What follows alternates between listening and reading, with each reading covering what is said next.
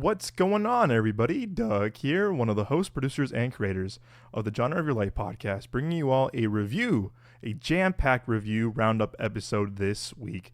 This will be accompanying a full episode of the Genre of Your Life podcast with me and Nick. We have a lot this week, guys. I'm telling you, we have reviews, and movie news. It's going to be a busy mid-April review season for you all. But on this week's jam-packed review roundup episode, I have my reviews of the highly anticipated horror film Abigail, as well as A24's not controversial but recent, let's say, definitely hit movie, Civil War. I am looking forward to reviewing both these movies for you guys on this week's review roundup episode. And like I said, we have a lot to catch up on this month. We got Ministry of Dummy Warfare with me and myself with Nick doing our review this week. We also got Challengers next week. Then we have The Fall Guy. So we have a busy April of episodes for you all. As always, guys, you can find the show on Spotify, Apple Podcasts, Google Podcasts, YouTube Music, Amazon Music. And also a full audio show on our YouTube page, youtube.com/New Avenue Productions. Whether on Spotify, Apple Podcasts, Amazon Music, YouTube Music, subscribe, rate the show, review us, please. For our Apple Podcast fans, we hear you. We're so grateful for your support and feedback.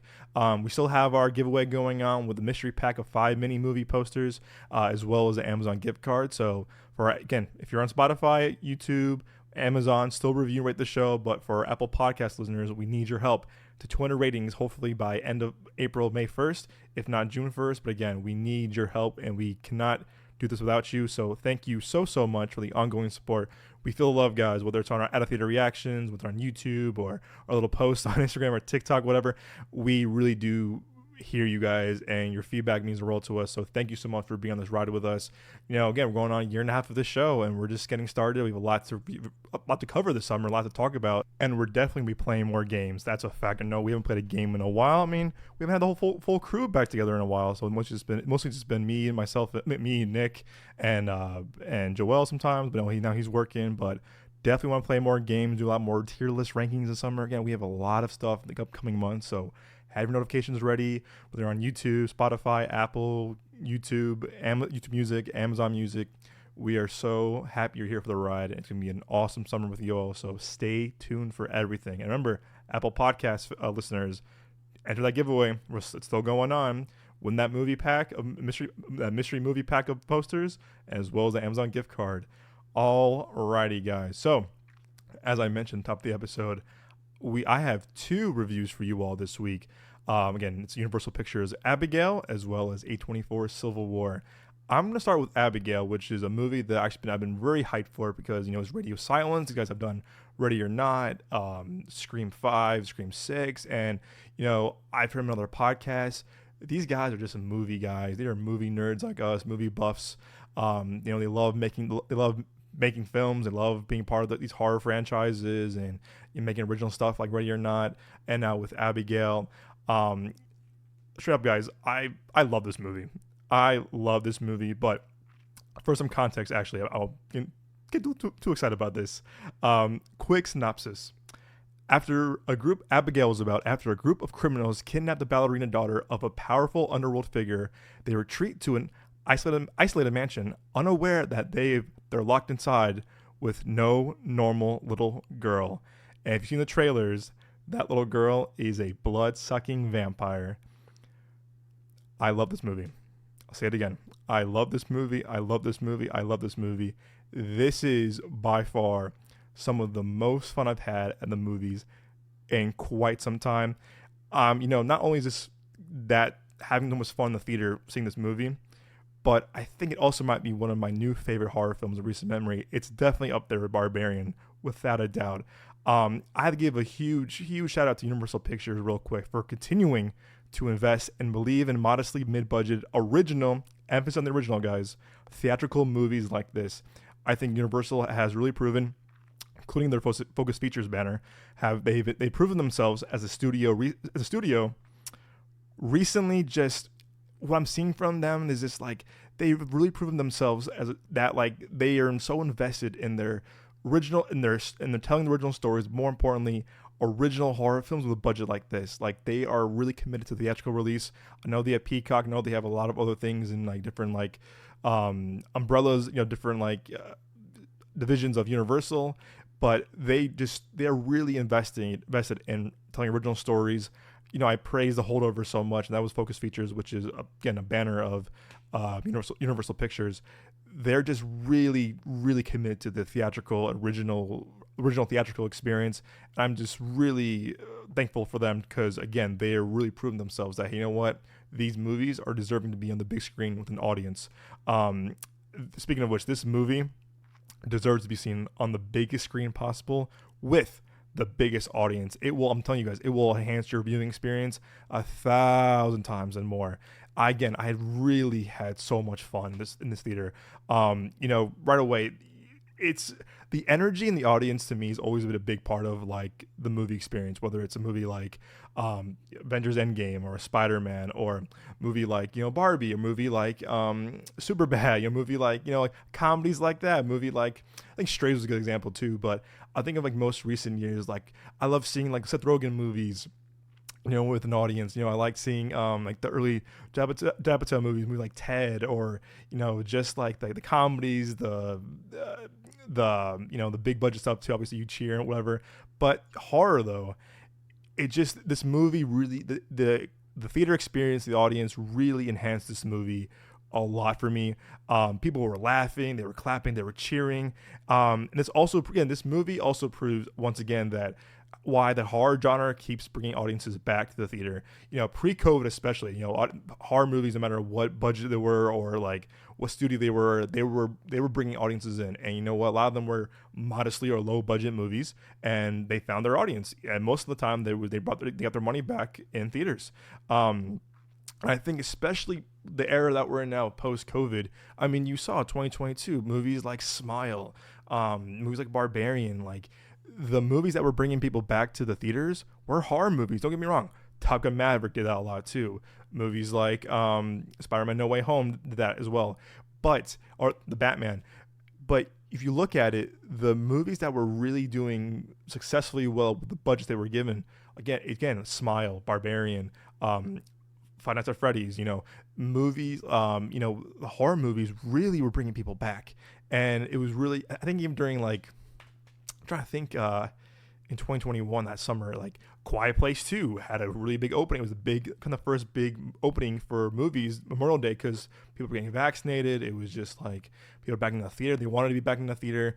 Also, there's a lot of hype for Quiet Place 2. But if you look back in the box office record of the past couple of years, again, this post-COVID era, horror has been really leading the game, right behind obviously the big budget superhero stuff, and the stuff like Top Gun Maverick and everything.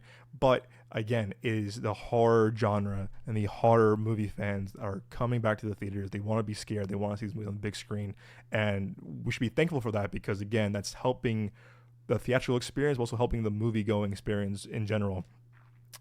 People want to be scared, man. People want to be scared in a big theater with strangers, with an audience. I think Blumhouse has definitely proven that with their track record. And obviously, Five Nights at Freddy's, I don't really care for that movie as much. The movie had a huge opening. A movie that was also debuted on day-and-day release on Peacock. This movie, this movie had a just like massive opening and a really good box office run that they're doing a sequel. We'll see about it. Again, I was the biggest fan of that movie personally, but again, you can't deny the fact that like that movie did really well for the box office. But seeing Universal Pictures' commitment to original filmmaking on this level and scale, it is so refreshing and it's so rewarding that it really gives me hope, guys, for like the future of the theatrical experience, and also just original filmmaking in general. You are doing yourself a disservice. I mean that with all due respect. If you wait for this movie on VOD or streaming, you definitely gotta see this movie on the biggest screen. So go out there, support original genre of storytelling. We need to support original films like this as much as we can, because again, unfortunately, it is the era of movies like this would go to streaming, would go to Peacock, would go to Amazon or Netflix. But again, horror seems to be still leading the way in bringing people back, and a big part of the heart and soul of the movie theater experience. Again, I see some really crappy horror movies in theaters in my life, but again, can't deny the fact that like audiences will show up.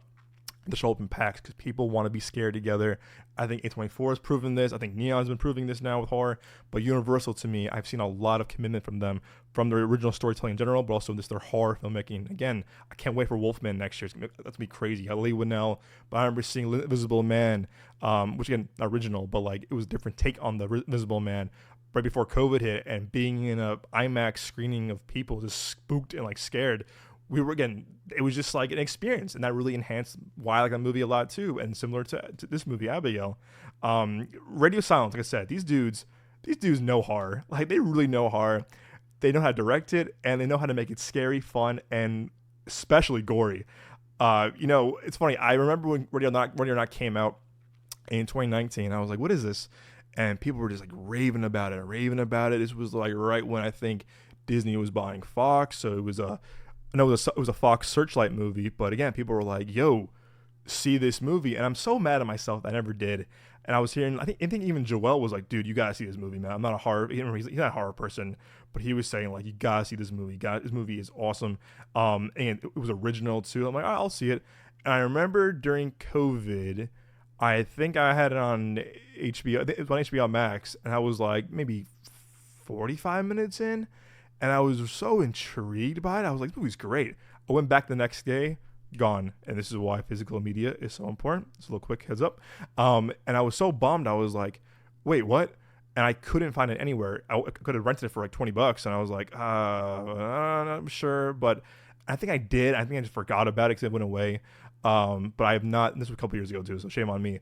I have not gone back to it, but after seeing this, I'm definitely go back and rewatch it from the beginning because again, I was really intrigued by that first half of what I saw. And then obviously Scream 5 and Scream 5 came out, and it was like this thing of like, oh, the guys who did Ready or Not are doing Scream, and I'm like, ooh, cool. What I saw from Ready or Not, I liked, and from what I heard from other people and horror fans, I was like, these guys will definitely get Scream done right. But at the same time, it was also Wes Craven no longer with us, and he wasn't involved with this, so it's gonna be different people taking on the franchise, and people who are very passionate about certain franchises will speak up, as we all know. And I think people were just like, wait, who's doing Scream? Why are they doing another one? And not being a huge fan of Scream until I met my girlfriend Zeta, I didn't know what to expect. And to be honest with you, I've only seen the first Scream at the time when the fifth one came out, and I had fun with it. Is it the best movie ever? No, but like I like that like they brought back like the original cast and that it felt like a new intro to the Scream franchise for newer generation, new movie fans, new horror fans. It's somewhat how I felt about Halloween 2018. I remember seeing the first Halloween, like the OG one with John Carpenter's original, like a week before seeing the new one, and I'm glad I did. And same thing with Scream. I watched the first Scream, the OG Scream 96, and watched the new one 2022, like a week before seeing the new one. And I felt very similar in terms of, I think I liked Halloween 2018 a lot more than Scream 5 in 2022, but I still appreciated that like you can tell that they were fans of this franchise and they want to do this franchise and these fans service. And I was very like, oh look, these guys, Radio Silence guys, know how to do a good horror movie. And I remember I think the Scream 6 came out like a year after, I would say. And I was kind of like, do they need another Scream movie? Because I think we saw how Halloween kind of just like didn't really live up to the first reboot in 2018. And I remember watching Scream 6 and I was like, yo, this is great.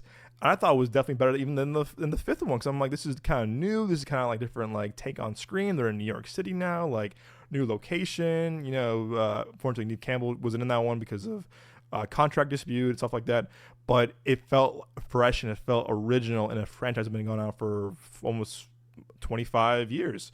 So yeah, 25 years. So I was like, cool. And I really liked Scream 6 a lot. And they were like, cool, it's our last one. We're going to do this like original vampire thing. I remember I was like, well, okay, sure.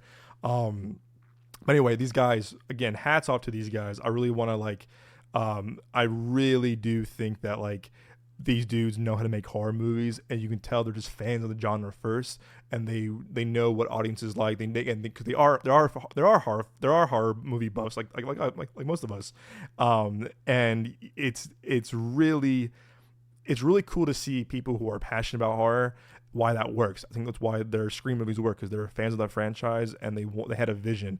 I think even with something like Halloween 2018, Halloween to me, not being a fan of that franchise either. I love the original, and I love the 2018, but you can tell Halloween Kills and Halloween Ends didn't really live up to the hype of like the first one. And even something like, oh my gosh, like the Texas Chainsaw Massacre remake, reboot, whatever.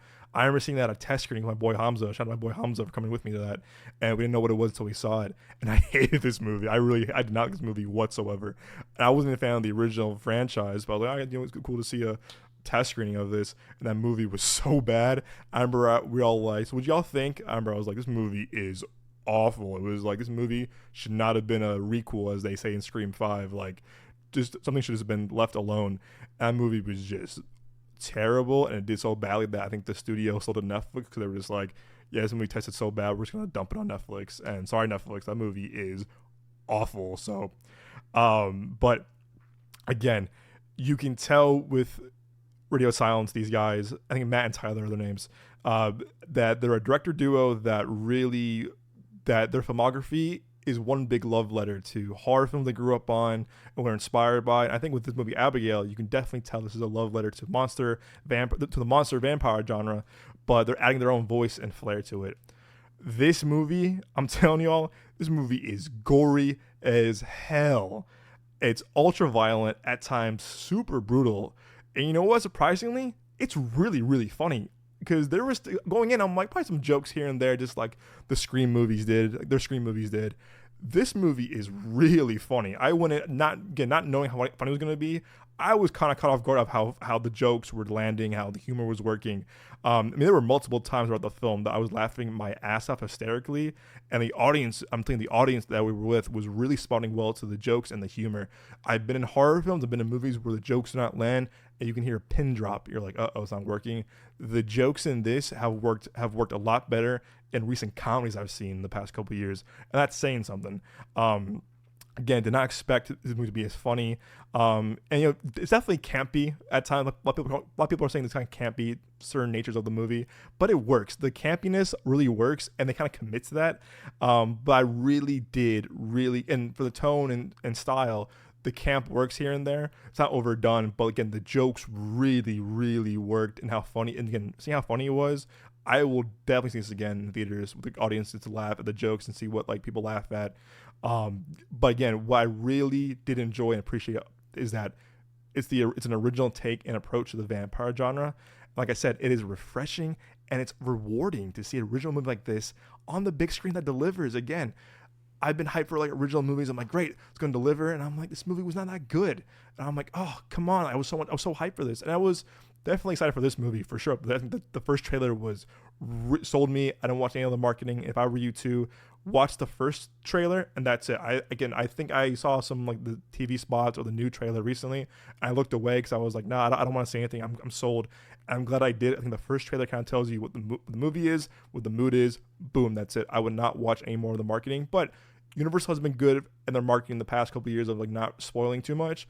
But just for me, from what I've seen from other trust I have with movies in general, I'm definitely glad I didn't watch the trailers for this. The last trailers for this, the last new marketing for this. But again, an original movie that delivers. I cannot emphasize that enough. To me, you know, this movie felt a lot like, since my out-of-theater reaction to that, this movie to me is a mix of Fright Night, both the original and the 2011 remake. And listen, I love the 2011 remake. It was one of my first horror movies I saw. I remember in theaters with some friends.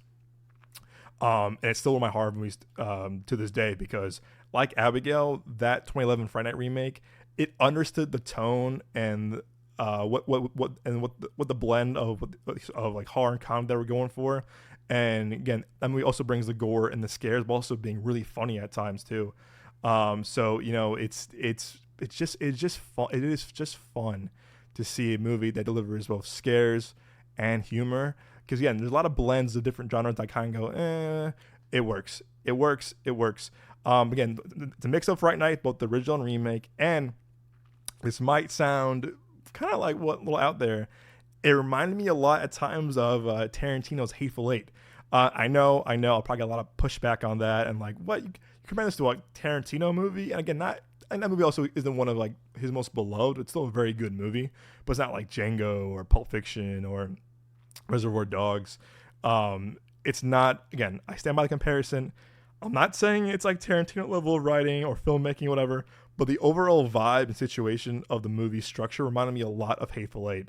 Like how brutal and bloody that movie was while taking place in a singular location, just like how this movie takes place. And I like when it's a tight script like that in a singular location, because you have to like really have good characters and good writing to like so they can shine and see how they survive this their situation they're in. So I see a lot of Hateful Eight comparisons in that, which I do admire and respect. This movie really, really works because of its fantastic ensemble cast. You'll hear our Ministry of Gentlemen review later with Nick and I this week.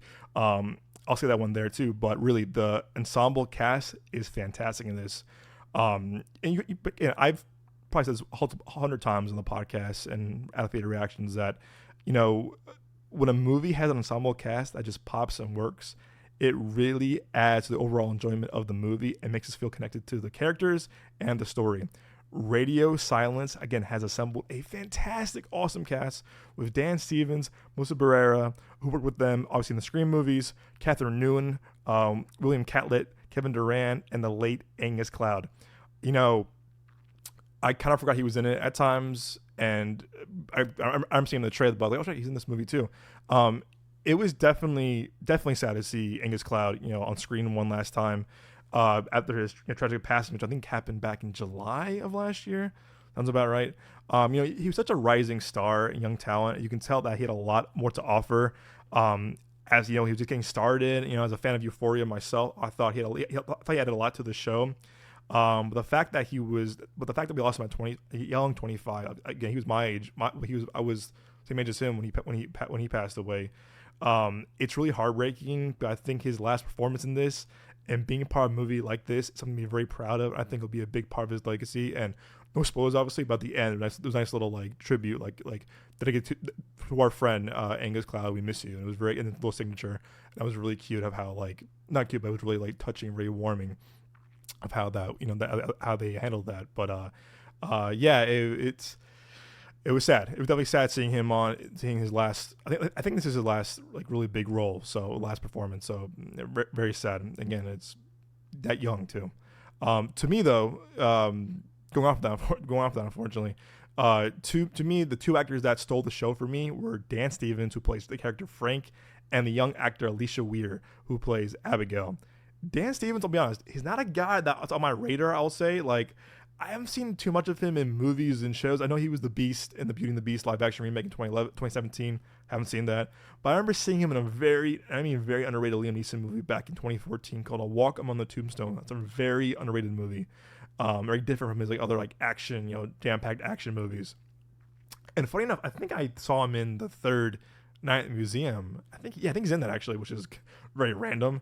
But again, I'm not too familiar with his work and his acting. But man, he is so much fun to watch in this, and he does a great job with his character. And not getting into spoilers, obviously, is a spoiler-free review. But the way he leans into the type of character he's playing was such a joy to watch, because he goes all out and the man commits to the bit. He commits to the role, commits to who he's playing. I really liked his arc throughout, and he played off his co-stars really, really well, especially with Melissa Barrera, because they have a lot of scenes together. He, to me, stole the show, and I was laughing out loud during his kind of situations and what he was saying, whatever. And he was really, it was such fun to watch. Again, he was letting loose, and it was so much fun to watch. And again, Alicia Weir, this kid's going to be a star. I'm calling it now. This kid is going to be a star. She does a great job of playing this 12-year-old vampire in such a charming, calming, but extremely violent and sinister way. This kid has got range. She has this monologue that is very well. First off, that was very, very well written, but the way she delivers it is incredibly scary and frightening to a point where you're like, oh shit, it's creepy, and you're like, I was fearful. I was like, oh my gosh. There's something a way that she was delivering her lines, how menacing and and again, a genuinely frightening way, where every time she was on screen, I was terrified for all the characters, and I almost was screaming at the screen. I was like, no, run, go. Like, I was literally the audience of like, get out of here, like, run. Because again, she terrified me, but again, the fact that she did that at the age of 12, this kid's going places. She's gonna be a star. One thing I noticed, I think I could be wrong here. Again, if I am, call me out on this. I have no problem with that. I think that this movie is mostly practical effects throughout, and a lot of it looked like practical, like onset effects, like, you know, which I really admire actually, because I do think a lot of horror films succeed when they're using practical over CGI, or not too heavy on CGI, because it kind of takes us out of the movie for a little bit, and, you know, it kind of adds it more, like, less believable. Again, this is a horror movie with vampires. I'm not saying it's believable, but I've seen horror movies where it's just like, oh, there's a lot of CGI in this. I think it's very effective. Like movies like Get Out with a no budget movie, like Barbarian. Again, you got to use practical effects. You got to use like real locations, real sets, because again, it adds to the kind of authenticity and like believability factor of it all. Again, I'm not saying movies like Five Nights at Freddy's don't have that or whatever.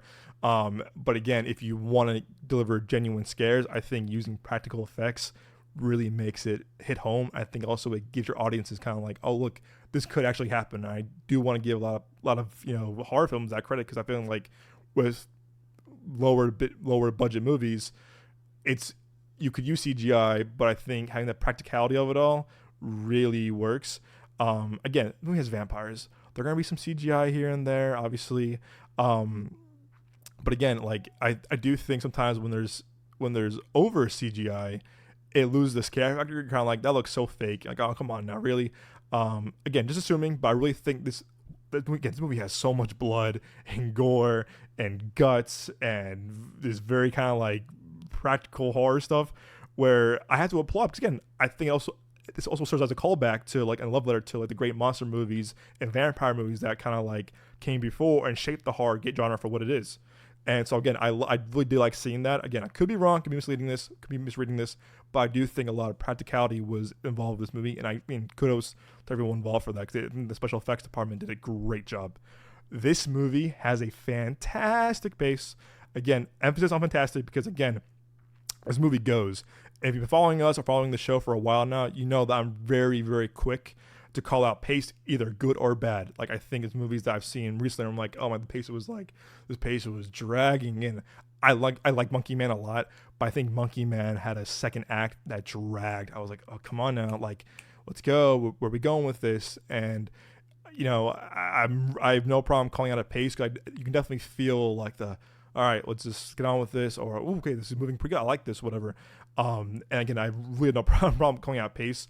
But again, this movie, the pace in this movie, straight out rocks. It is fantastic.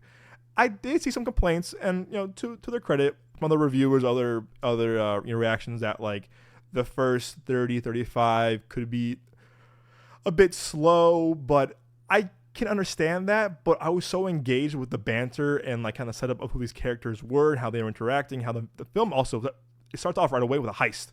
I was like, whoa, the first 5 minutes you're in a heist. I was like, okay, we're going.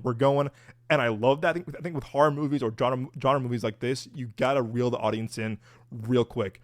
But again, I can understand there's a bit of a setup in the first 35 minutes.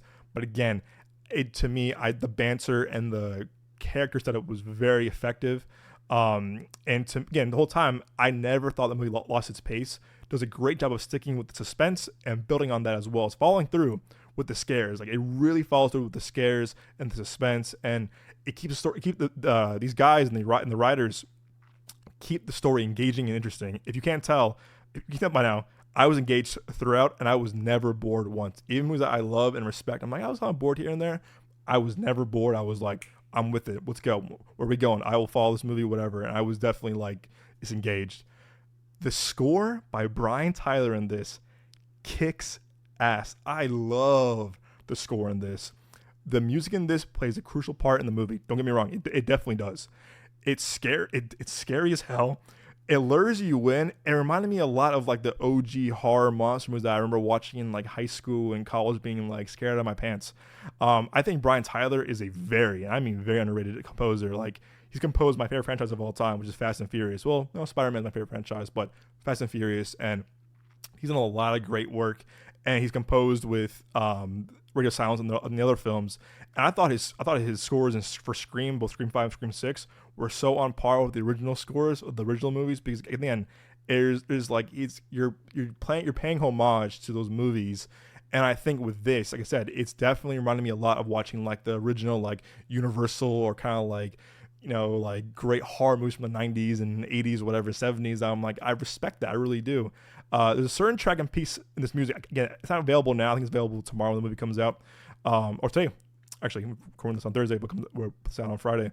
When the music comes out, listen to the score. It's very haunting, but also very like, it lures you in by its kind of like charm and sound. But there's one track and piece of music in this that is so haunting, but again, it captures you by its calling. I was like, thinking about it on the way home, I was like, man, that one track of music was so intriguing and just so like inviting, but it was very sinister. And I was like, man, Brian Tyler is a very underrated composer. To end with my pros with this, you know, I don't have much bad to say about this movie. I really don't. The production design and set of this movie that this whole movie takes place in, again, like going back to that tight script, kind of like the really kind of one single location vibe of the movie. The location was very Hitchcock, Scooby-Doo. I'll explain that in a little bit. Sam Raimi, Guillermo del Toro kind of vibe. It was designed very elegantly, and again, it reminded me a lot of the iconic horror sets from like Universal Pictures, like the Bates Hotel, and kind of just like those like kind of grand horror films from like the Monsterverse of like Universal's catalog. Very Sam Raimi to a degree, and very Del Toro like esque from his filmography. I did get a sense of Scooby-Doo at a time because of how certain doors and rooms were designed and how certain traps were presented.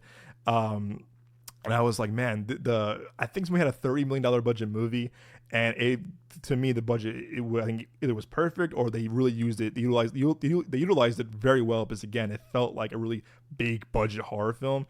Again, 30 mil is still a pretty big budget movie, but Radio Silence, these guys, I think you can trust them with any kind of budget. They will deliver on the scares, the jumps, the story, the characters, and these guys are for sure on my radar now for the rest of my life. Again, I want to see what they do next, and I think them going off of two sequels to a franchise, doing something original, is such a baller move, such a really smart idea. Because again, I think you can get a little caught up with doing a franchise over and over again, where they're like, you know what, we did 2 movies, we're proud of them, let's move on to something original.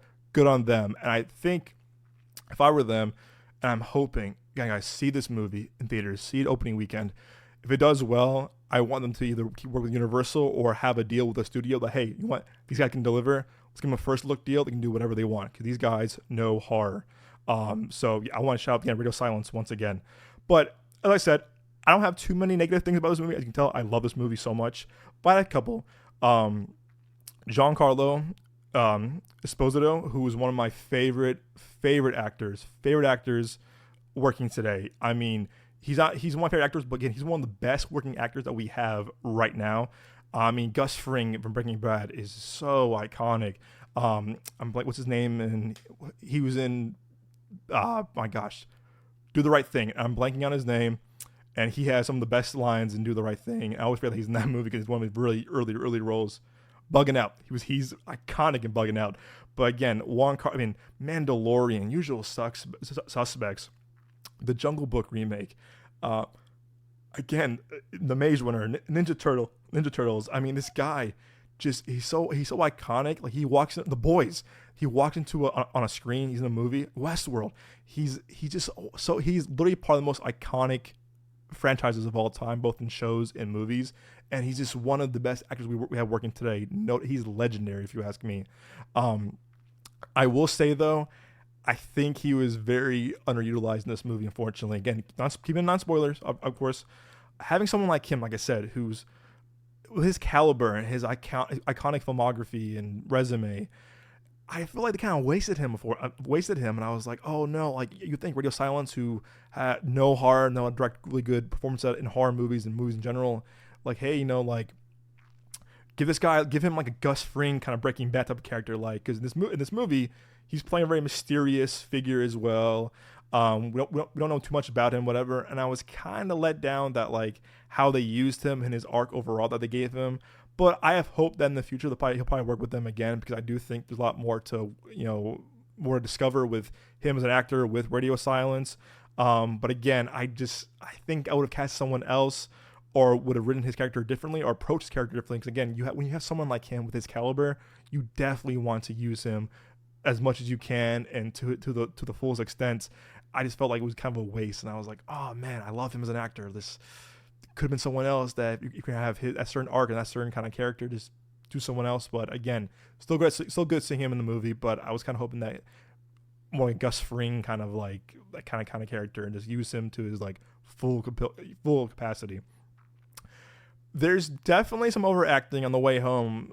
Me and Zayda talking about this, that there's some overacting at times, and I'll definitely admit that, where it's kind of not funny, or it's a little too camp. Again, there's definitely camp in this movie that I thought worked for like the tone of the overall movie. But Catherine Nguyen, who I think is a star, I also one of my favorite young actresses working today. I don't think her character was written as well, and her performance is a bit overdone. Like there's times where she's like, oh my god, it's a vampire, a ballerina vampire. Like she's there to kind of state the obvious, like, oh no, should we go outside? I don't know, I'm not gonna go in there. It's just like, but it's been made fun of so many times in like parodies like Scary Movie and other things, where it's just, or Scream, for example, too. Scream's a perfect example of that. Like it's like, don't go, I'll be back, oh, you know what that means, we won't ever see you again. Like that is kind of like in this movie, but she's kind of being serious, like kind of straight faced.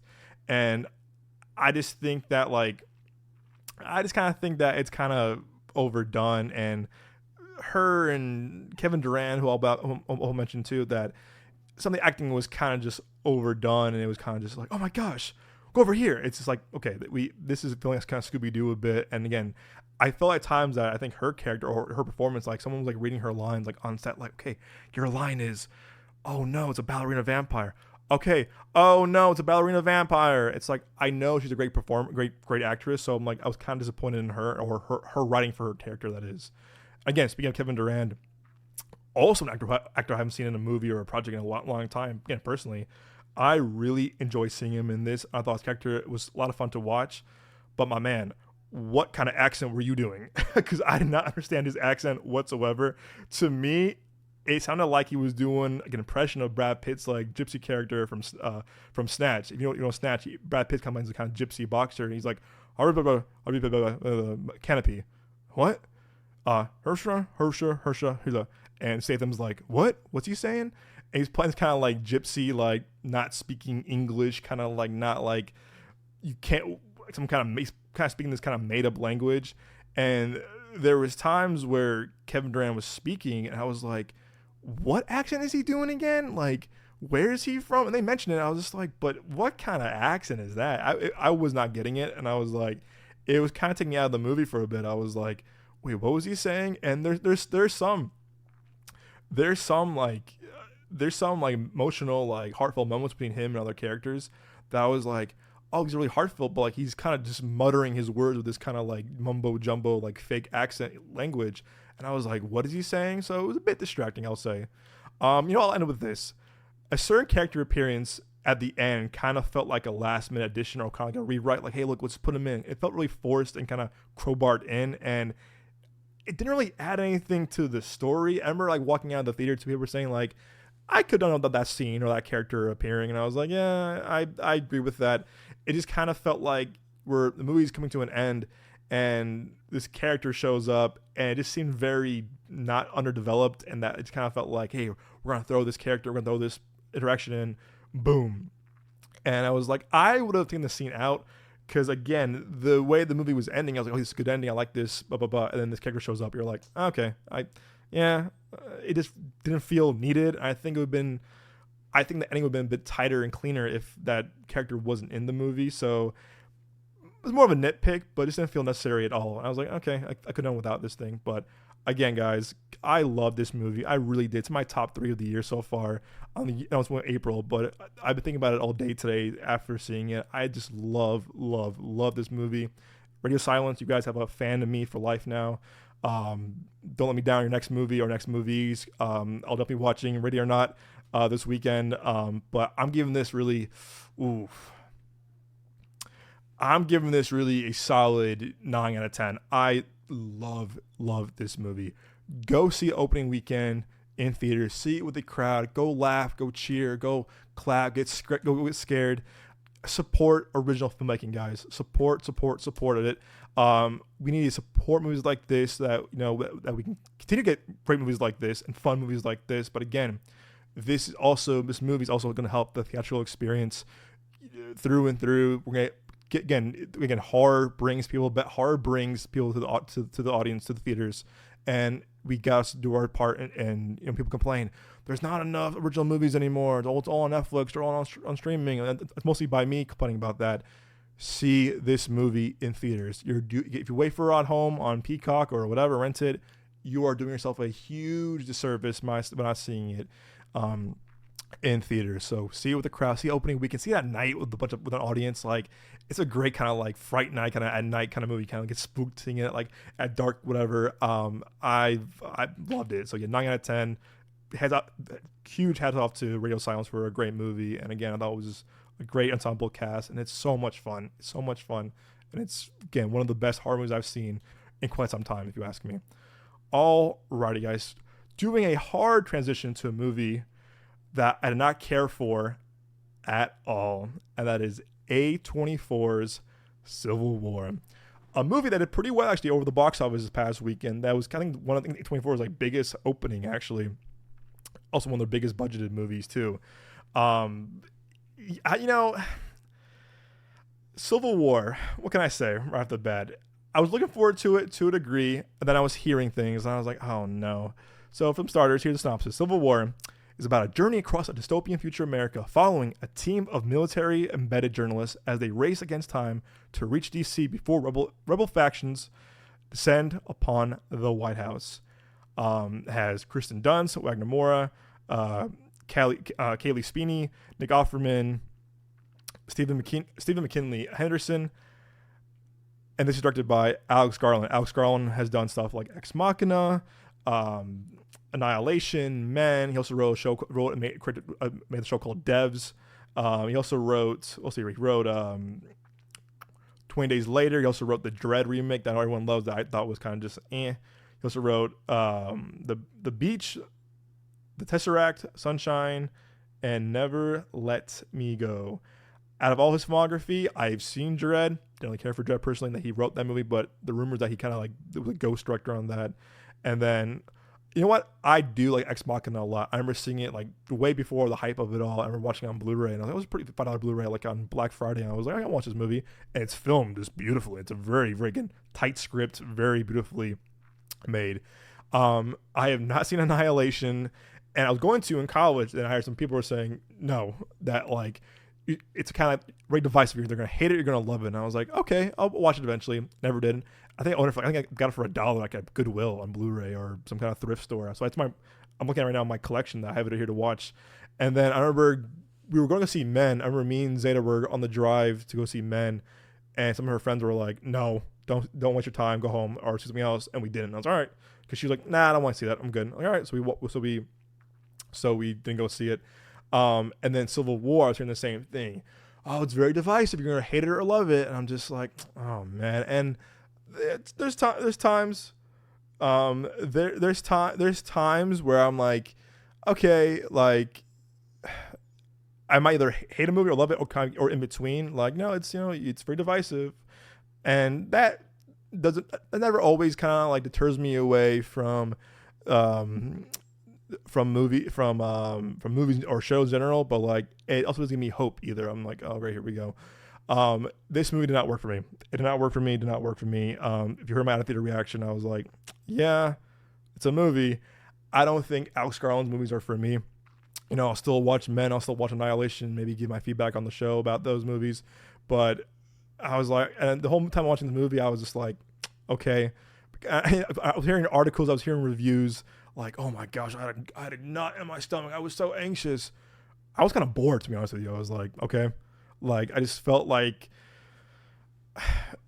I mean, the good thing I will say, go ahead. I'll start with some pros. I will.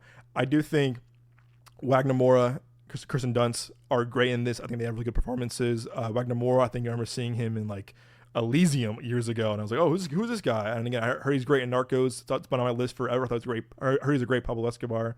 I thought he was really good in Mr. and Mrs. Smith, the TV show, and I remember liking him in the Gray Man as well.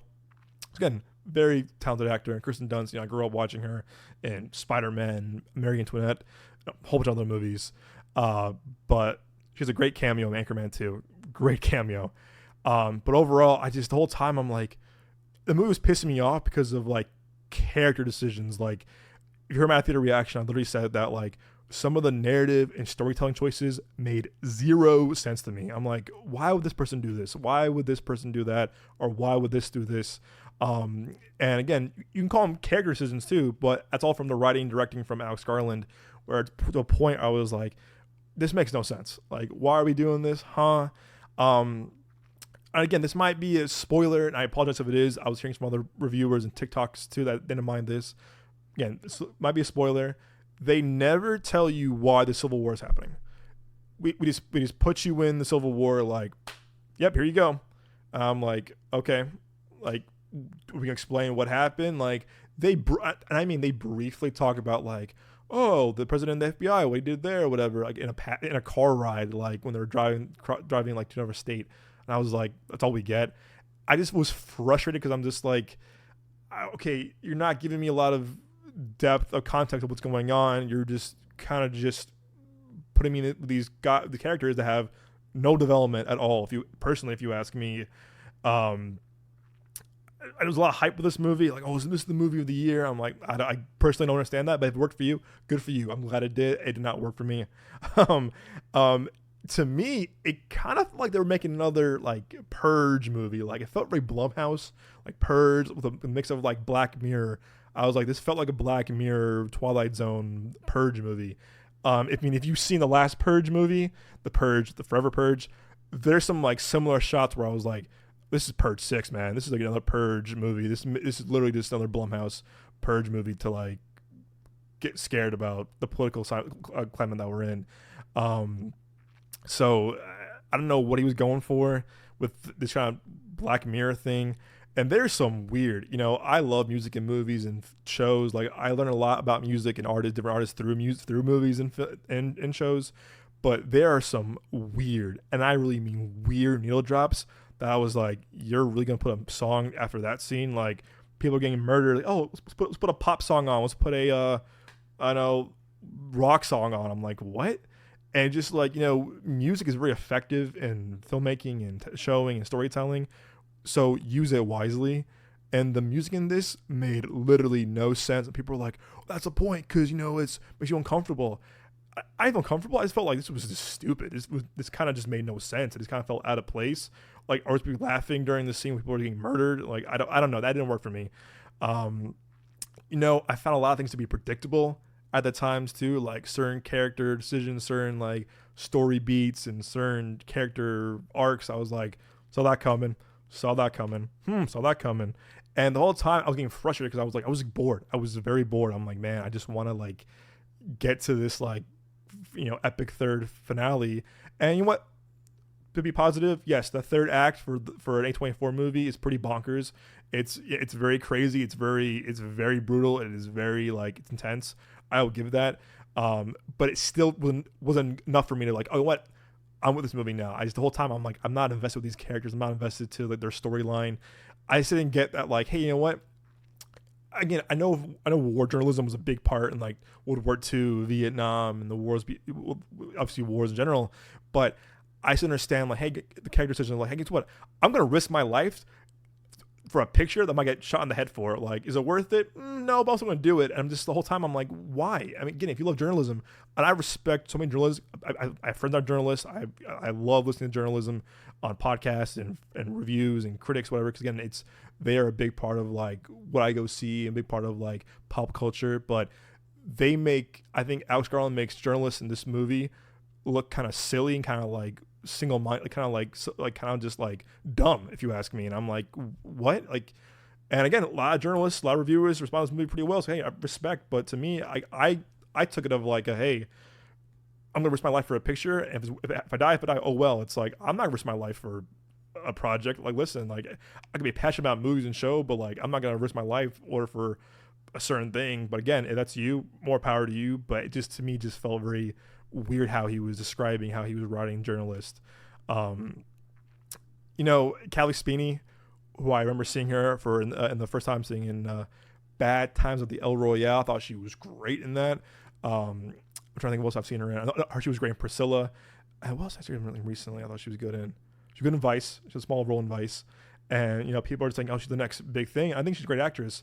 But her character, the way she was written, annoyed the hell out of me. I think the way Alex Garland writes her, like she holds back the characters and story so much where I was like, I get her approach is like this kind of young journalist kind of following the vets of like journalism. One of her heroes is Kristen Dunst.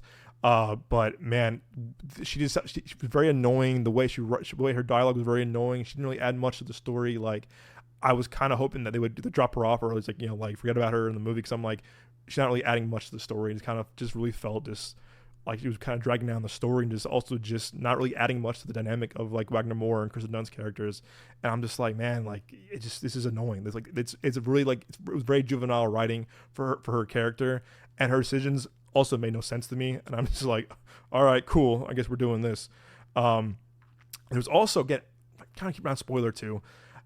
There's some shots where Kristen Dunst is like watching like horrible things happening, and the filters are like making it look like 3D. I was like, do we need 3D glasses for this? Because it felt like they were fixing with the camera and making like a 3D movie. And that made no sense. They never explained that whatsoever. It's like, oh, look, she's looking at this, someone dying. 3D look. I'm like, what decision is this? And there was a lot of filmmaking decision that felt very pretentious by Alex Garland to a point where I was like, what are you trying to get here, man? Like, and I don't know the guy personally. I've only seen Ex Machina of his films, but when I hear how divisive his movies are, you're going to love him or hate him. I think he knows what he's doing. And I was hearing a podcast with him. Shout out to the Real Blend podcast. I was in their interview with him, and he was kind of just like, yeah, sure, yeah, my movie's this, whatever. Like, he didn't seem like he enjoys filmmaking. He was like, I made a movie because I have to make a movie. Like, dude, you don't have to do this profession. You do something else. Like, he didn't seem like he was proud of his work, or he didn't seem like he was like engaged with like telling like stories. And I'm like, you're a filmmaker, man. I think have some kind of proud elements to your stories. But I thought a lot of his shots, a lot of his filmmaking styles were very pretentious. And there's one thing too, it could be a spoiler, I'm sorry if it is, and I heard other podcasts talk about this. Wagner Moore, who's a journalist, never takes a singular picture in this movie. He does not. And I'm like, wait, you see Kristen Dunst, you see Callie Spini just really like have their camera, they're taking shots, and like really kind of like they're risking their life for the shots, and you're just there with a little helmet, like I'm pressed. Where's your camera? Where's your audio? Like, he never takes any footage. I'm like, then what's your point of a journalist then? Like, what are you really here for then? And to me, it just was annoying me to a point where I was like, okay, this is making no sense, and you're losing me, and I have no interest in these characters at all. And another thing too is that it just there's no development in this, and the ending to me, I was like, wow, okay. And I walked out. I was like, that was a waste of 2 hours. I just felt like it was just, yeah. Yeah. So I'm giving this movie, honestly, a 2 out of 10. I had to give this movie props for its final like sequence. There's at the end too, there's 2 character decisions that literally make no sense. And on Letterboxd, someone called this out, and I was like, yeah, exactly. I was like, why? It literally makes no sense. And again, 2 out of 10 because of the Wagner Moore and Kristen Dunst. I'm being generous with this 2 out of 10 too. The performances, I did like obviously the scene in the trailer. Jesse Plemons, who's a phenomenal actor, is very good at playing uncomfortable roles, uncomfortable characters. Has a really intense moment in this movie that's in the trailers. I thought that was shot really well. Jesse Plemons is a good actor, so it definitely worked. But the movie itself did not work for me. And if it worked for you, awesome, more power to you. I couldn't get on board with this. So again, I probably will watch Annihilation. I probably will watch Men and see like how I feel about his other movies. But again, I do like Ex Machina quite a bit. But yeah, 2 out of 10. Yeah, generous 2 out of 10. But yeah, guys, two very different opposite reviews this week for you. A movie that I just love so much, a movie that I cannot stand, and I don't understand the hype of it personally. But again, all film is subjective, difference of opinion. If you love Civil War, I'm happy for you, as you should, because that's the beauty of film. We might not all agree, but hey, that is the beauty of filmmaking and storytelling. Alrighty, guys, like I said, too, Apple Podcasts, Spotify, YouTube Music, Amazon. We need your help. Rate the show, review, spread the word about us with your friends, family, movie fans, other fellow podcast fans. We need your support in that 200 ratings on Apple Podcasts. Enter the giveaway. But as always, guys, thanks so much for the support. And as always, we'll see you at the movies.